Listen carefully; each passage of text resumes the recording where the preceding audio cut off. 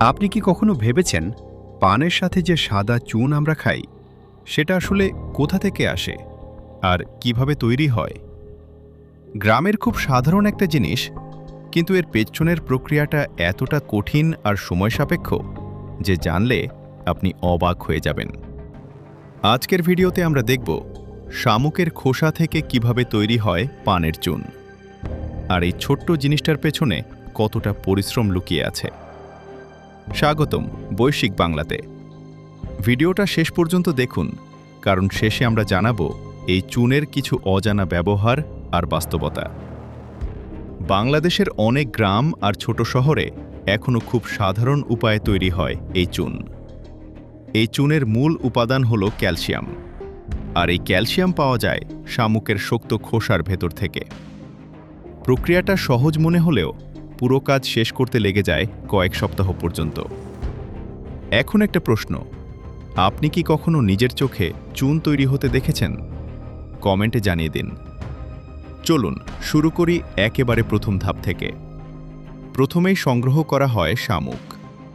বাংলাদেশের নদী, খাল, বিল, পুকুর আর জলাভূমি থেকে প্রচুর শামুক পাওয়া যায়। স্থানীয় মানুষ এগুলো সংগ্রহ করে। অনেক সময় মাছ ধরার পর ফেলে দেওয়া শামুকও তুলে আনা হয়। আবার অনেক জায়গায় বাজার থেকেও বড় পরিমাণে শামুক কেনা হয়। এরপর শুরু হয় শামুক ভাঙার কাজ। ভেতরের নরম অংশ আলাদা করা হয়, কারণ চুন তৈরির জন্য দরকার শুধু শক্ত খোসা। এই ধাপটা দেখতে সহজ, কিন্তু বাস্তবে বেশ সময় লাগে। এখন বলুন তো, আপনি হলে এই কাজটা করতে পারতেন? কমেন্টে লিখে জানান। এরপর আসে পরিষ্কার করার ধাপ। শামুকের খোসার ভেতরে কাদা, মাটি আর নানা ময়লা লেগে থাকে। এসব পরিষ্কার না করলে চুনের মান খারাপ হয়ে যায়। তাই বড় ড্রামে পানি ভরে খোসাগুলো ভালোভাবে ধোয়া হয়। কয়েকবার ধোয়া হয়, যাতে একদম পরিষ্কার হয়ে যায়। পরিষ্কার করার পর খোসাগুলো রোদে শুকানো হয়। খোলা জায়গায় ছড়িয়ে রাখা হয়। 1 থেকে 2 দিন রোদে রাখলেই ভেতরের আর্দ্রতা চলে যায়। এরপর শুরু হয় সবচেয়ে গুরুত্বপূর্ণ ধাপ, খোসা পোড়ানো। এই কাজের জন্য ব্যবহার করা হয় বড় ভাটা বা চুলা, মাটির তৈরি ভাটা কিংবা ইটের চুলা। নিচে দেওয়া হয় জ্বালানি, যেমন কাঠ, কয়লা বা শুকনো খড়। তারপর স্তরে স্তরে সাজানো হয় শামুকের খোসা। আগুন জ্বালানোর পর শুরু হয় আসল কাজ। ধীরে ধীরে উচ্চ তাপে পোড়ানো হয়। এই ধাপ কয়েক ঘন্টা থেকে পুরো দিনও লাগতে পারে। এখানে একটা বিষয় খুব গুরুত্বপূর্ণ, তাপ ঠিক না হলে ভালো চুন তৈরি হয় না। তাই এই কাজ শুধু অভিজ্ঞ লোকেরাই ঠিকভাবে করতে পারে। আপনার কি মনে হয় এই ধাপটাই সবচেয়ে কঠিন, নাকি এর পরের ধাপ? কমেন্টে বলুন। পোড়ানো শেষ হলে খোসাগুলো আগের মতো শক্ত থাকে না, সেগুলো ভেঙে গুঁড়ো হয়ে যাওয়ার মতো হয়ে যায়। এরপর এগুলো ঠান্ডা করা হয়। তারপর শুরু হয় গুঁড়ো করার কাজ। হাতুড়ি দিয়ে কিংবা ছোট মেশিন দিয়ে ভেঙে ফেলা হয়।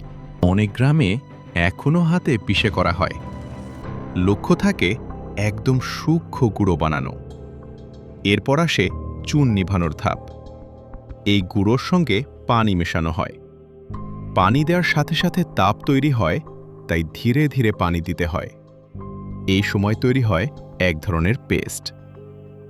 এখন প্রশ্ন, আপনি কি জানতেন চুনে পানি দিলেই তাপ তৈরি হয়? জানলে কমেন্টে লিখুন জানতাম। এই মিশ্রণ কিছু সময় রেখে দেওয়া হয়, কয়েক ঘন্টা থেকে 1 দিন পর্যন্ত। এতে চুন ভালোভাবে সেট হয়ে যায়।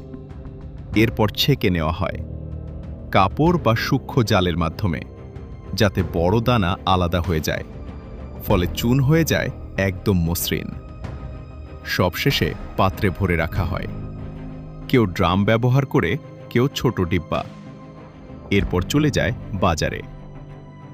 এখন জানলে অবাক হবেন, এই চুন শুধু বাংলাদেশেই নয়, বিদেশেও রপ্তানি করা হয়। তবে একটা বড় পার্থক্য আছে।